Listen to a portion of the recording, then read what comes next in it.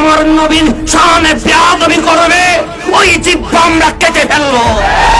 যেই চোখ মুস্তাফার দিকে আঙ্গাবে, ওই দুই চোখ আমরা আঙ্গুল দিয়ে তুলে ফেলবো। যেই হাত মুস্তাফার দিকে দেবে, ওই হাত আমরা কেটে ফেলবো। শত শত কত্তান নামিয়ে দিতে বাধ্য আছি।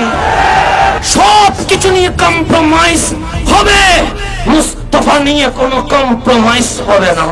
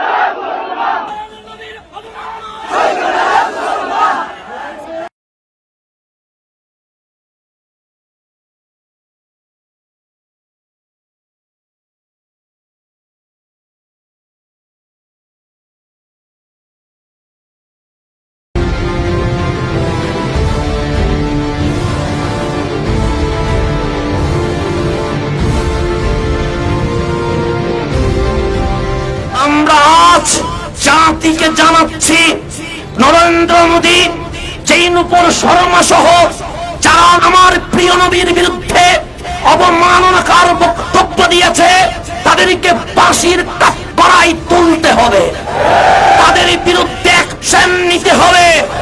আমরা কি মনে করেছ খালেদ বিন ওয়ালিদের তরবারি জাদুঘরে চলে গেছে বিধায় তোমরা মনে করেছো খালেদ বিন ওয়ালিদের গর্জন হয়তোবা চুপসে গেছে?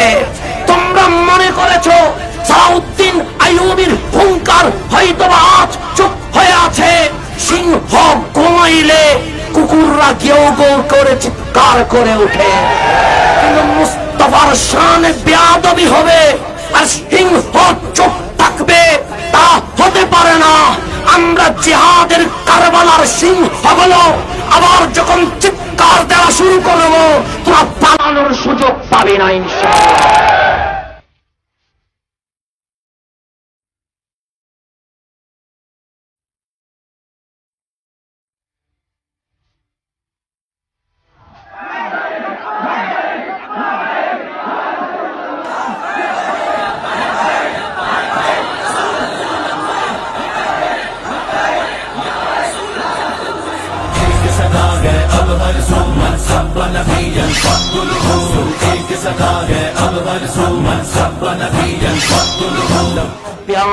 রাসূলের সাথে আমাদের ঐক্য হতে পারে এক দফা এক দাবি, মান সাব্বা নবিয়ান ফাকতুলুহু, নবীর শানে বেয়াদবি করবে কত্তাম দুটুকরো করে ফেলবো।